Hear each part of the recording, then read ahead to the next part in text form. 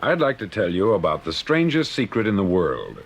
Not long ago, Albert Schweitzer, the great doctor and Nobel Prize winner, was being interviewed in London, and a reporter asked him, "Doctor, what's wrong with men today?" The great doctor was silent a moment, and then he said, "Men simply don't think." And it's about this that I want to talk with you. We live today in a golden age. This is an era that man has looked forward, dreamed of, and worked toward for thousands of years. But since it's here, we pretty well take it for granted. We in America are particularly fortunate to live in the richest land that ever existed on the face of the earth, a land of abundant opportunity for everyone. But do you know what happens? Let's take 100 men who start even at the age of 25. Do you have any idea what will happen to those men by the time they're 65? These 100 men who all start even at the age of 25 believe they're going to be successful. If you asked any one of these men if he wanted to be a success, he'd tell you that he did. And you'd notice that he was eager toward life, that there was a certain sparkle to his eye, an erectness to his carriage, and life seemed like a pretty interesting adventure to him. But by the time they're 65, 1 will be rich, 4 will be financially independent, 5 will still be working, 54 will be broke. Now think a moment. Out of the 100, only 5 make the grade. Why do so many fail? What has happened to the sparkle that was there when they were 25? What's become of the dreams, the hopes, the plans? And why is there such a large disparity between what these men intended to do and what they actually accomplished? When we say about 5% achieve success, we have to define success. And here's the definition. Success is the progressive realization of a worthy ideal. If a man is working toward a predetermined goal and knows where he's going, that man is a success. If he's not doing that, he's a failure. Success is the progressive realization of a worthy ideal.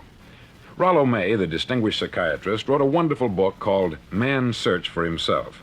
And in this book he says, the opposite of courage in our society is not cowardice, it is conformity. And there you have the trouble today. It's conformity. People acting like everyone else, without knowing why, without knowing where they're going. Now think of it.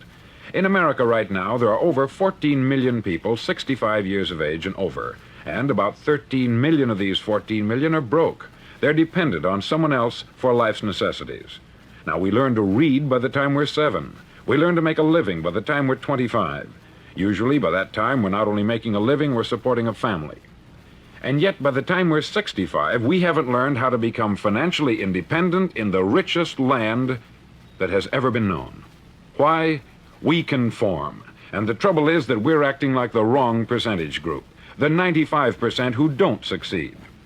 Now, why do these people conform? Well, they don't know, really. These people believe that their lives are shaped by circumstances, by things that happen to them, by exterior forces. They're outer-directed people. A survey was made one time that covered a lot of men, working men, and these men were asked this question. Why do you work? Why do you get up in the morning? 19 out of 20 had no idea. If you ask them, they'll say, everyone goes to work in the morning. And that's the reason they do it, because everyone else is doing it. Now let's get back to our definition of success. Who succeeds?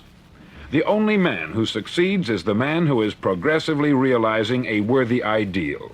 He's the man who says, I'm going to become this, and then begins to work toward that goal. I'll tell you who the successful people are. A success is the school teacher who's teaching school because that's what she wanted to do. The success is the woman who's a wife and mother because she wanted to become a wife and mother and is doing a good job of it. The success is the man who runs the corner gas station because that's what he wanted to do. The success is the successful salesman who wants to become a top-notch salesman and grow and build with his organization. A success is anyone who is doing deliberately a predetermined job because that's what he decided to do deliberately. But only 1 out of 20 does that. That's why today there isn't really any competition, unless we make it for ourselves. Instead of competing, all we have to do is create. Now, for 20 years, I looked for the key which would determine what would happen to a human being. Was there a key I wanted to know which would make the future a promise that we could foretell to a large extent?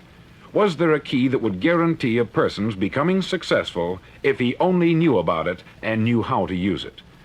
Well, there is such a key, and I've found it. Have you ever wondered why so many men work so hard and honestly without ever achieving anything in particular, and others don't seem to work hard and yet seem to get everything? They have the magic touch. You've heard them say that about someone. Everything he touches turns to gold. And have you ever noticed that a man who becomes successful tends to continue to become successful? And on the other hand, have you noticed how a man who is a failure tends to continue to fail? It's because of goals. Some of us have them, some don't. People with goals succeed because they know where they're going. Now think of a ship leaving a harbor, and think of it with the complete voyage mapped out and planned. The captain and crew know exactly where it's going and how long it will take. It has a definite goal. 9,999 times out of 10,000, it will get to where it started out to get. Now let's take another ship, just like the first, only let's not put a crew on it, or a captain at the helm. Let's give it no aiming point, no goal, no destination. We just start the engines and let it go. I think you'll agree with me that if it gets out of the harbor at all, it will either sink or wind up on some deserted beach a derelict. It can't go any place because it has no destination and no guidance. It's the same with a human being. Take the salesman, for example. There is no other person in the world today with the future of a good salesman. Selling is the world's highest paid profession, if we're good at it and if we know where we're going. Every company needs top-notch salesmen, and they reward those men. The sky is the limit for them. But how many can you find? Someone once said, the human race is fixed, not to prevent the strong from winning, but to prevent the weak from losing. The American economy today can be likened to a convoy in time of war. The entire economy is slowed down to protect its weakest link, just as the convoy had to go at the speed that would permit its slowest vessel to remain in formation. That's why it's so easy to make a living today. It takes no particular brains or talent to make a living and support a family today. So we have a plateau of so-called security, if that's what a person's looking for. But we do have to decide how high above this plateau we want to aim for. Now let's get back to the strangest secret in the world, the story that I wanted to tell you today. Why do men with goals succeed in life and men without them fail? Well, let me tell you something which, if you really understand it, will alter your life immediately. If you understand completely what I'm going to tell you from this moment on, your life will never be the same again. You'll suddenly find that good luck just seems to be attracted to you. The things you want just seem to fall in line. And from now on, you won't have the problems, the worries, the gnawing lump of anxiety that perhaps you've experienced before. Doubt, fear, well, they'll be things of the past. Here's the key to success, and the key to failure. We become what we think about.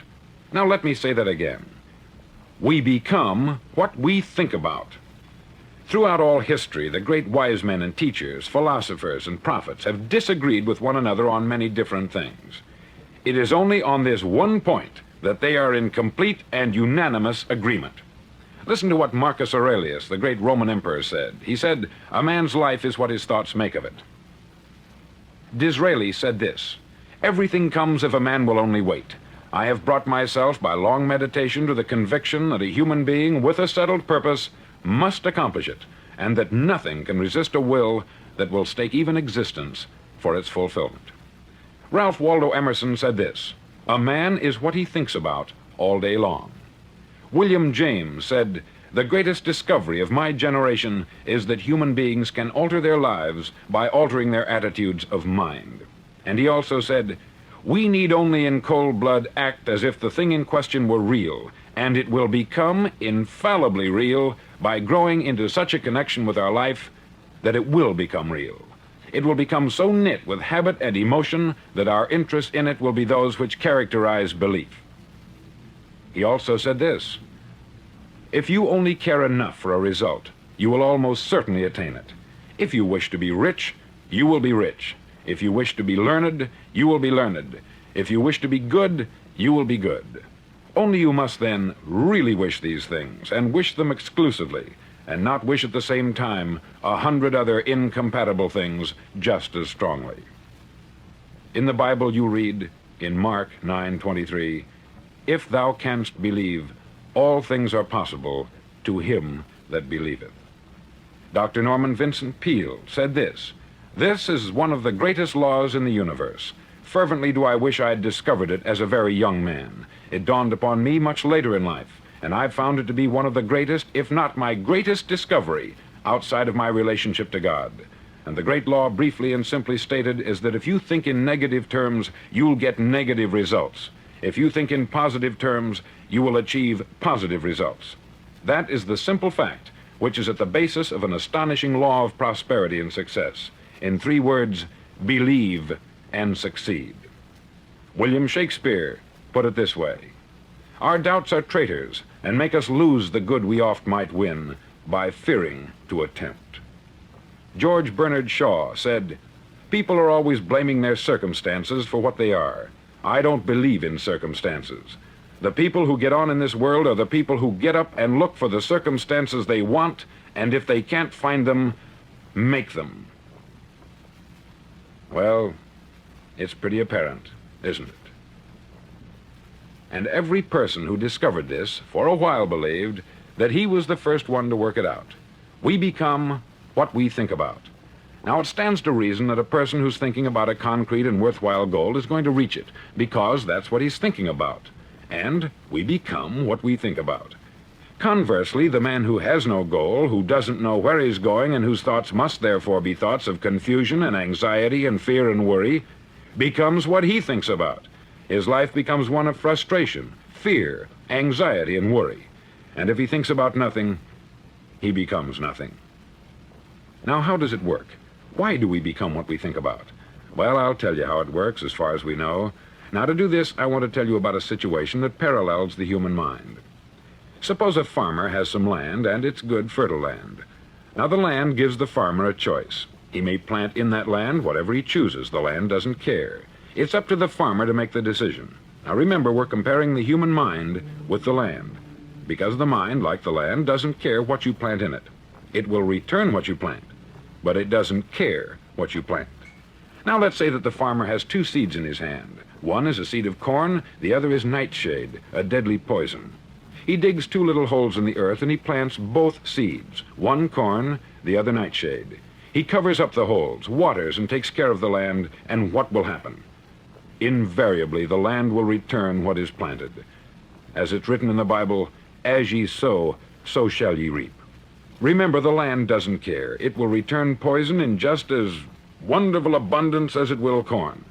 So up come the 2 plants, one corn, one poison. Now, the human mind is far more fertile, far more incredible and mysterious than the land, but it works the same way. It doesn't care what we plant. Success, failure. A concrete, worthwhile goal, or confusion, misunderstanding, fear, anxiety, and so on.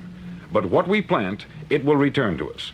You see, the human mind is the last great unexplored continent on the earth. It contains riches beyond our wildest dreams. It will return anything we want to plant.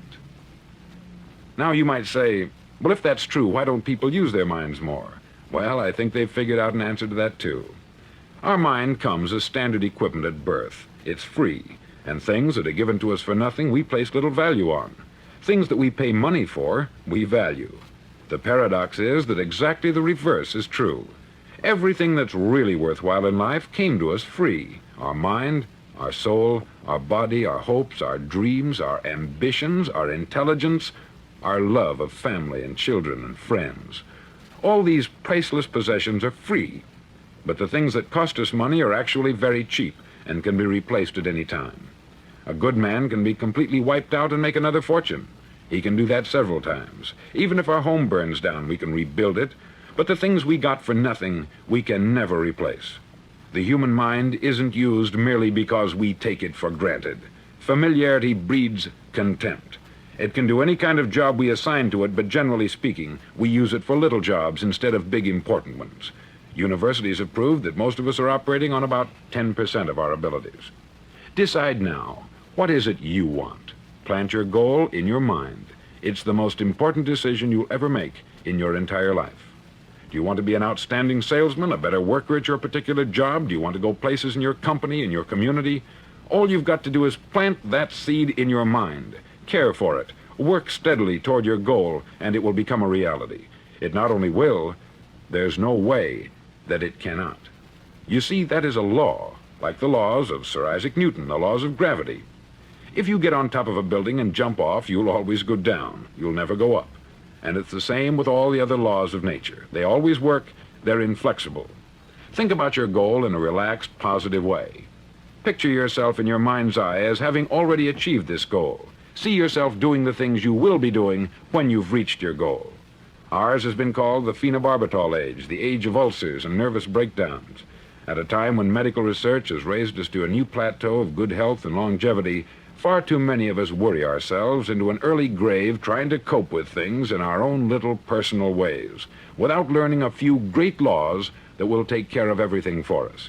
These things we bring on ourselves through our habitual way of thinking. Every one of us is the sum total of his own thoughts. He is where he is because that is exactly where he really wants to be, whether he'll admit that or not.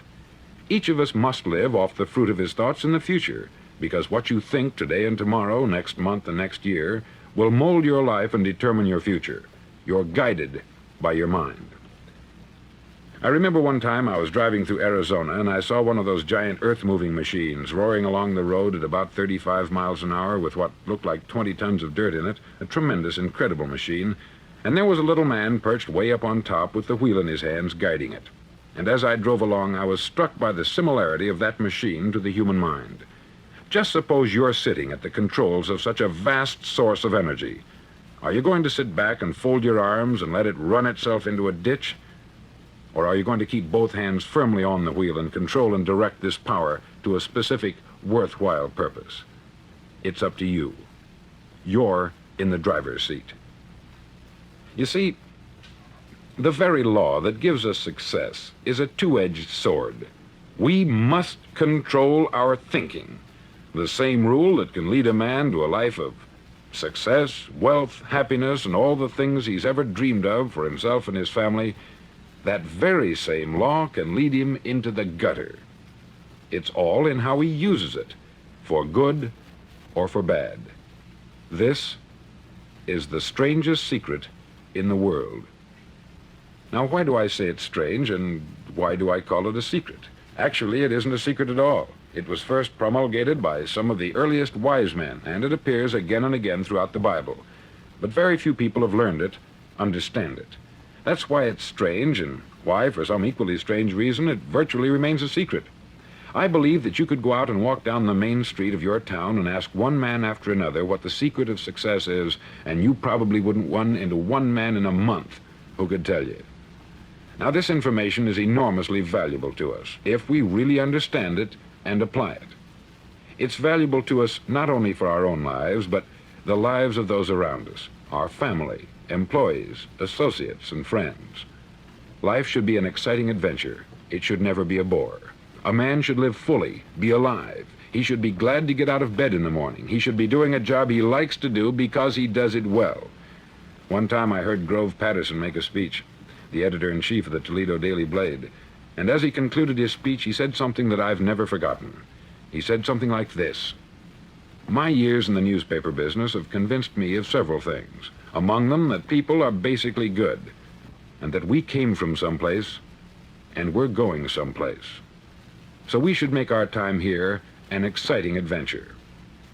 The architect of the universe didn't build a stairway leading nowhere.